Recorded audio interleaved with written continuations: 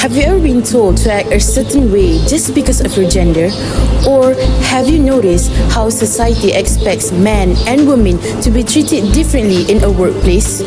But why do these expectations exist? How do they impact careers, and what can we do to change them? Hi everyone, welcome to our vlog on gender and stereotyping and how it will affect Malaysian society.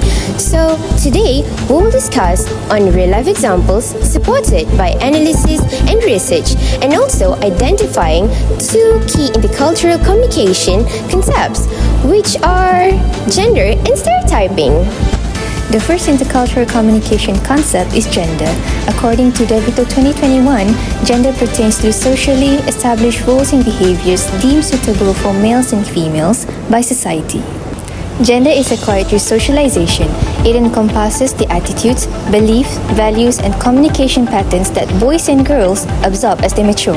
The second intercultural communication concept is stereotypes. According to Samovar et al. 2017, stereotyping is a way our minds simplify and categorize our experiences with different groups of people. It helps us organize our perception by putting people into their group based on our knowledge, belief, and our expectation about them. It is a common human activity because the world is vast and complex, and we need to get used to it somehow. However, problems arise when we overgeneralize. Stereotype always comes in two forms, which is positive stereotypes and negative stereotypes.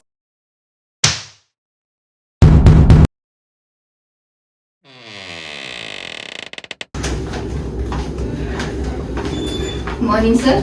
Yes, good morning.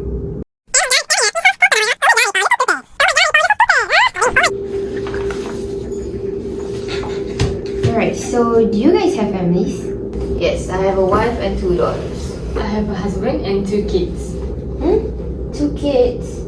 Well, how are you, a woman? You gonna balance your personal life and works? Can you do that? Excuse me? This scene demonstrates stereotyping in hiring. The hiring manager assumes that leadership and aggression traits associated with men are necessary for the job. This makes it harder for women to be seen as qualified even if they have the skill. In Malaysia, the female labour force participation rate is only 55.2% compared to men who is 81.7%. That is lower than countries like Vietnam, Thailand and Singapore. Why is this happening? One major reason is the way gender roles have been institutionalized. Studies have shown that jobs are often sex-labeled. For example, sales are linked to aggressiveness, which is seen as a masculine trait. Meanwhile, receptionist and customer service roles requires patience and pleasantness, which are traits that associated with femininity.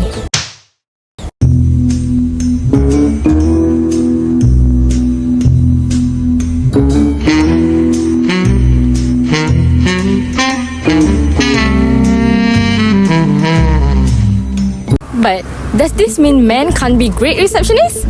Or that women that can excel in sales? Of course not.